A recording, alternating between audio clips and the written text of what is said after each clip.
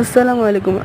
আপনারা সবাই কেমন আছেন? আশা করি আপনারা সবাই ভালো আছেন। আজকে আমি এই এলাকাতে অবস্থিত একটি চেয়ারম্যান বাড়িতে ঘুরতে যাব। আপনারা সবাই আমার সাথেই থাকুন। এটাই হলো সেই কাঙ্ক্ষিত চেয়ারম্যান বাড়ি, কাঙ্ক্ষিত আমাদের চেয়ারম্যান বাড়ি। চলুন বাড়িটার উপরে গিয়ে ঘুরে দেখা যাক। এটাই হলো সেই চেয়ারম্যানের প্রতিচ্ছবি, একে সিরাজ উদ্দিন আহমেদ। এখানে এই চেয়ারম্যানের মৃত্যু ও জন্মের তারিখ ইংলিশে দেওয়া হয়েছে, আপনারা দেখে নেন। এই পুরো জায়গাটা নিয়েই হলো চেয়ারম্যানের বাড়ি। সামনে একটি চেয়ারম্যানের পুষ্কুনি কাটা হয়েছে। চলুন আমরা পুষ্কুনিটি ঘুরে দেখে আসি। এই হলো এই এলাকার সেই চেয়ারম্যানের পুষ্কুনি। এই পুষ্কুনিতে এই এলাকার মানুষেরা গোসল ও যাবতীয় কাজকর্ম সেরে থাকে। এই পুষ্কুনিতে এই এলাকার মানুষেরা মাছ চাষও করে থাকে। এই হলো এই চেয়ারম্যানের পুরো বাগান বাড়িটার অবস্থা।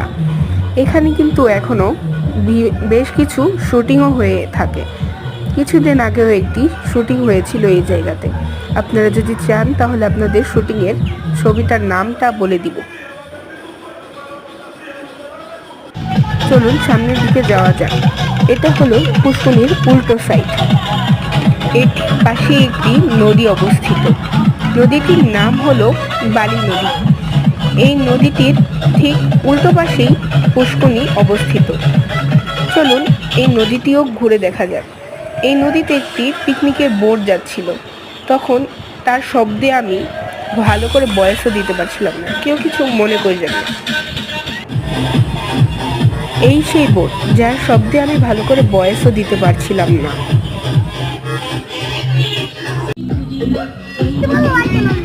এই সেই বালি নদী, এর উপর দিয়ে বিভিন্ন নৌকা ও বোট চলাচল করে থাকে।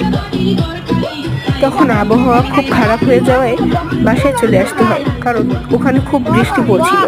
আরেকদিন আপনাদের পুরো জায়গাটা ঘুরে দেখাবো, ততদিন আপনারা অপেক্ষা করুন। বাসায় এসে গোসল করে দুপুরের খাবার খেতে বসলাম। দুপুরের খাবারে ছিল আজকে মুরগির রোস্ট এবং পোলাও।